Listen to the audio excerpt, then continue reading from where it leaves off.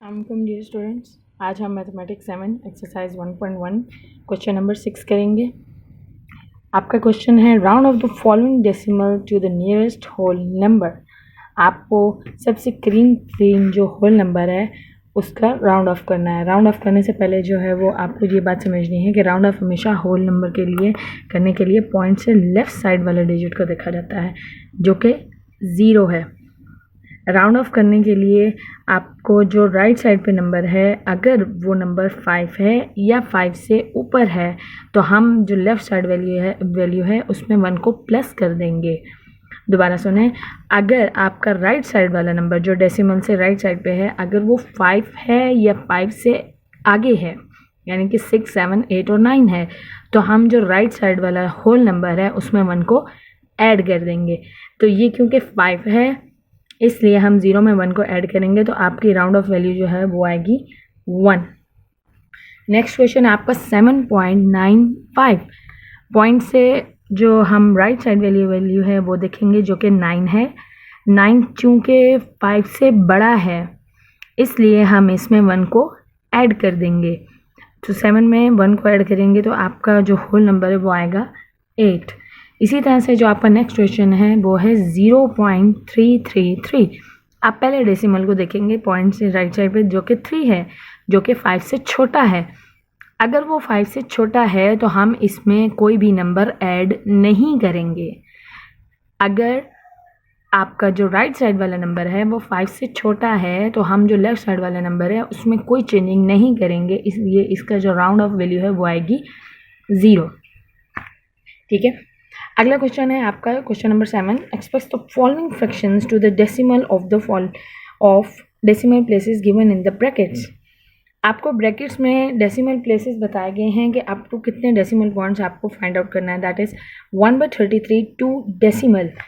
तो यहाँ पर जो आपने वैल्यू फाइंड आउट करनी है वो up to 2 decimal points find out करने हैं। तो इसको करने के लिए हम क्या करेंगे, जो आपका डिनोमिनेटर है वो आपका डिवाइज़र बन जाता है जो कि बाहर होता है और 1 जो है वो डिवाइडेड बन जाता है। अब क्योंकि 33 1 पर डिवाइड हो नहीं सकता इसलिए हम यहाँ पे पॉइंट लगाएंगे। जब पॉइंट लगाएंगे तो हम यहाँ पर 0 लगाएंगे। सही, अब भी 33 जो है वो 10 से छोटा है, अंदर की वैल्यू जो है वो छोटी है जबकि बाहर की वैल्यू बड़ी है, तो हम यहाँ पे एडिशनल 0 लगाएंगे ताकि हम इस वैल्यू को बड़ा कर सकें। जब भी हम यहाँ एक और 0 लगाएंगे तो हम ऊपर भी 0 लगाएंगे। याद रखिए, मैं दोबारा रिपीट कर देती हूँ। पहले हमने पॉइंट लगाया तो पॉइंट की वजह से हम यहाँ नीचे 0 लगाएंगे। जब हम पॉइंट लगाते हैं तो हम नीचे 0 लगाते हैं। चूँकि ये वैल्यू अब भी डिवाइज़र से छोटी है तो इसलिए हमने एडिशनल 0 लगाया है। जब यहाँ पर 0 लगाएंगे तो ऑटोमेटिकली हमें ऊपर भी 0 लगाना पड़ेगा।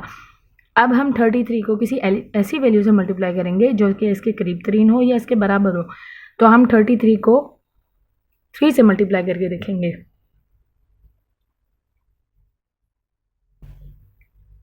3 3 9, 3 3 9, 99। अब हम इसे माइनस करेंगे, 1 से कैरी देंगे, 10 में से 9 माइनस करेंगे तो 1 आएगा। 33 3 99। सो आपको उसने पूछा था अप टू 2 डेसिमल प्लेसेस और ये आपके 2 डेसिमल प्लेसेस आ चुके हैं। जो आपका आंसर जो है वो आएगा 133 इज इक्वल टू 0.03। पॉइंट की इस तरह 0 जो है वो हमेशा याद रखिए कि लगाया जाता है। अगर जगह खाली हो तो हम जो लेफ़्ट साइड है उसकी तरफ 0 लगाते हैं। नेक्स्ट क्वेश्चन है आपका 14/23। 23 को जो है वो डिनोमिनेटर है उसको हम डिवाइज़र की जगह पे रखेंगे और 14 जो है वो डिवाइडेंड की जगह पे रखेंगे। अब चूँकि 14 जो है वो 23 से छोटा है इसलिए हम 14 को बड़ा करने के लिए यहाँ पे पॉइंट लगाएंगे और नीचे 0 लगाएंगे।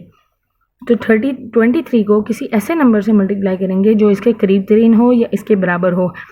तो हम 23 को 6 से मल्टीप्लाई करेंगे। 6 3 18, 8 1 कैरी, 6 2 12 और 1 ऐड करेंगे तो 13, 138 माइनस करेंगे, ऊपर पॉइंट है 0।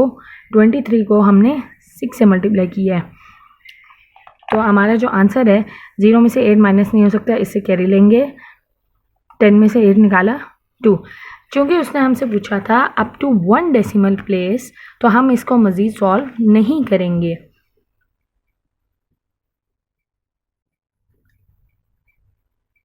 तो आपका आंसर जो है वो 14/23 का आंसर आएगा आपका 0.6। ठीक है, नेक्स्ट क्वेश्चन की तरफ बढ़ते हैं। आपका जो नेक्स्ट क्वेश्चन है वो है 17/53 और ये अप टू 2 डेसिमल प्लेसेस उन्होंने पूछा है कि आपको उसको अप टू 2 डेसिमल प्लेसेस जो है वो सॉल्व करना है। सेम वही प्रोसेस दोबारा करेंगे। डिनोमिनेटर जो है उसको डिवाइज़र की जगह रखेंगे, जबकि न्यूमिनेटर जो है वो उसको डिवाइडेंड की जगह। अब क्योंकि न्यूमिनेटर जो है आपका छोटा है, 17 नंबर छोटा है, इसलिए हम ऊपर पॉइंट लगाएंगे। पॉइंट लगाएंगे तो यहाँ पे ऑटोमेटिकली 0 लगाएंगे। 53 को किसी ऐसे नंबर से मल्टीप्लाई करेंगे जो इसके बराबर या इसके करीब 3 हो, तो हम 53 को 2 से मल्टीप्लाई करके देखते हैं। 3 to the 6, 5 to the 10, 106। ये ज़्यादा दूर है तो हम 53 को 3 से मल्टीप्लाई करके देखते हैं। 3 to the 9 and 5 to the 15। चूँकि ये ज़्यादा करीब है 170 के, तो हम इस तरफ 53 को 3 से मल्टीप्लाई करें तो 159। माइनस करेंगे, अब 0 से 9 माइनस नहीं होता तो यहाँ पे 6 लगाएंगे और इधर से 1 कैरी देंगे। 10 में से 9 माइनस करें तो 1 और 6 में से 5 माइनस करें तो 1। 11 आता है। आपको 2 डेसिमल प्लेसेस मांगे हैं, इसलिए आप इसको अभी मज़ीद सॉल्व करेंगे। तो हम जब पॉइंट लगाया हुआ होता है तो याद रखें कि हम यहाँ पे 0 लगा सकते हैं। हम दोबारा 0 लगाएंगे तो ये 110 बनेगा। आप 53 को 2 से मल्टीप्लाई करके देखें तो 106। ये वैल्यू 110 के ज़्यादा करीब है, इसलिए हम यहाँ पे 106 लिख देंगे। माइनस करेंगे, 0 में से 6 नहीं जाता, यहाँ से कैरी लेंगे। 10 में से 6 माइनस करेंगे, इट विल बिकम 4। तो आपकी जो वैल्यू है वो आएगी 17/53 की 0.32। हमारा नेक्स्ट क्वेश्चन है क्वेश्चन नंबर 8। उसकी पहली थ्योरी को समझ लेते हैं। इन 1 week Mahat spent 52 hours in front of the computer. What is the average number of hours he spent in front of computer each day? Round off your answer to the nearest whole number. वो कहता है कि एक हफ्ते में माहत जो है वो 52 आवर्स जो है वो स्पेंड करता है अपने कंप्यूटर के आगे। तो आप ये बताएं कि वो रोज़ाना, ईच डे का मतलब होता है रोज़ाना की बुनियाद पे कितने घंटे कंप्यूटर के आगे बैठता है। और जो आपका आंसर आएगा, round off your answer to the nearest whole number, जो आंसर आएगा उसको उसके करीब 3 होल नंबर के राउंड ऑफ करें होल नंबर को। तो इसका सोल्यूशन इस तरह से निकलेगा कि हम सबसे पहले ये लिखेंगे महद spend hours in front of computer.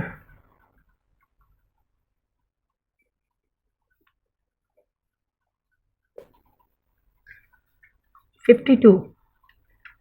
तो average number of hours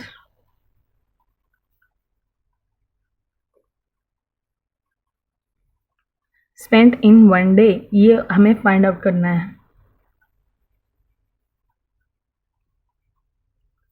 so average निकालने का तरीका ये है, सबसे पहले तो हम ये निकालेंगे कि एक वीक में कितने डेज होते हैं। So 1 week is equal to 7 days. So हम एवरेज निकाले के क्या करेंगे कि जो टोटल आवर्स हैं उनको डिवाइड करेंगे नंबर ऑफ डेज पे।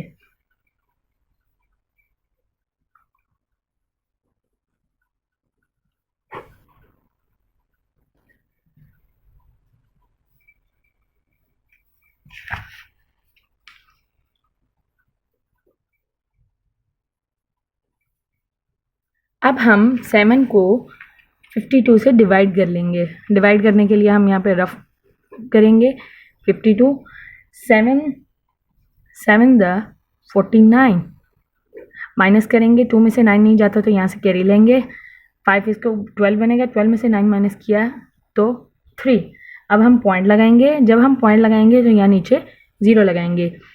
तो 7 4 द 28। माइनस करेंगे, 30 में से 28 को माइनस करें तो 2 आता है। हम दोबारा 0 लगाएंगे। 7 2 द 14। अब हमें इसको मज़ीद सॉल्व करने की ज़रूरत नहीं है क्योंकि हमें जो है वो होल नंबर निकालना है, इसलिए हम इसको 7.42 लिख लेंगे। उसने अब हमसे अगली कंडीशन ये मांगी थी कि round off your answer to the nearest whole number. क्योंकि आपका जो आंसर है वो पॉइंट में आया है तो इसकी जो वैल्यू है वो हम राउंड ऑफ करेंगे, तो जो नियरेस्ट होल नंबर है वो आपका आएगा 7, बिकॉज जो आपका पॉइंट्स की राइट साइड है वो उस पर नंबर है 4, और 4 चूँकि 5 से छोटा है तो इसलिए हम जो राइट साइड पे जो लेफ्ट साइड पे सॉरी जो नंबर है उसमें कोई भी वैल्यू ऐड नहीं करेंगे, सो इट विल रिमेन 7। तो हमारा आंसर है ही spent 7 hours a day।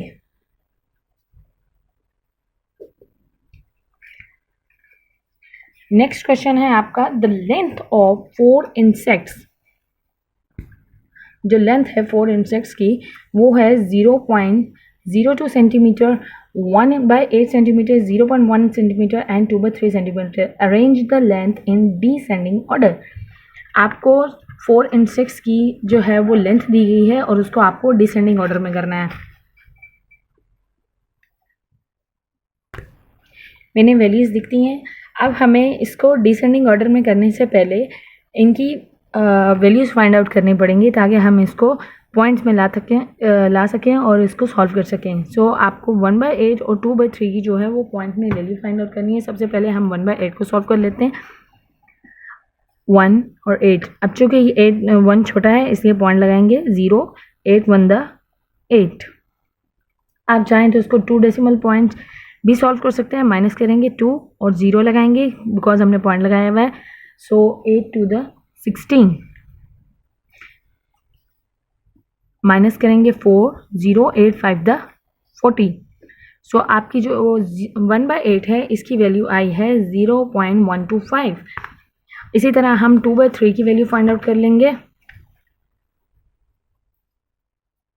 Point लगाएंगे 0, 3 6 the 18 माइनस करेंगे 2, फिर 0 लगाएंगे 3 6 the 18 एंड सो ऑन। क्योंकि ये नॉन टर्मिनेटिंग वैल्यू है इसलिए हमें इसको मज़ीद सॉल्व करने की ज़रूरत नहीं है। नॉन टर्मिनेटिंग वैल्यू वो होती है जिसका रिमाइंडर बार बार वही आता है और हमें दोबारा से फिर यही डिजिट आएंगे, that is 0.6666 and so on. So हम इसमें अब पॉइंट्स में इसकी वैल्यू को लिख लेंगे, दैट इज़ 0.02। आपको इसके यूनिट्स लिखने की ज़रूरत नहीं है बिकॉज ये सेम है और हमें इसे डिसेंडिंग ऑर्डर में करना है, इसलिए हम खाली वैल्यू लिख लेंगे। 1/8 की वैल्यू है आपकी 0.125। इसी तरह से आपके जो नेक्स्ट वैल्यू है 2/3 उसकी आपका आंसर आया है 0.66। अब इसको डिसेंडिंग ऑर्डर में करने के लिए हम क्या करेंगे कि सबसे पहले जो है वो बड़ी वैल्यू फाइंड आउट करेंगे। हम लेफ्ट साइड से स्टार्ट करेंगे डेसिमल के, दैट इज़ 0 0 0 एंड 0 जो कि बराबर हैं। तो अब हम राइट साइड को डिस्कस करेंगे, दैट इज़ 0 1 1 एंड 6। 6 जो कि बड़ा है तो यह हमारी पहली वैल्यू है। उसके बाद जो आपकी सेकंड वैल्यू है वो है 0 1 एंड 0। 1 जो है वो 0 से बड़ा होता है इसलिए ये आपकी सेकंड नंबर पे है। अब हम थर्ड नंबर की वैल्यू फाइंड आउट करेंगे, दैट इज़ 0 एंड 1। क्योंकि 1 जो है वो बड़ा होता है इसलिए हम ये 3 नंबर पर और ये 4 पर। ये सिर्फ आप अपनी आसानी के लिए लिखते हैं इसलिए आप इसको कोशिश करें कि पेंसिल से लिखें। अब हम जो आपने वैल्यूज़ फाइंड आउट करी हैं तो उसको हम डिसेंडिंग ऑर्डर में लिखने के लिए उसकी ओरिजिनल वैल्यू जो है वो लिखेंगे।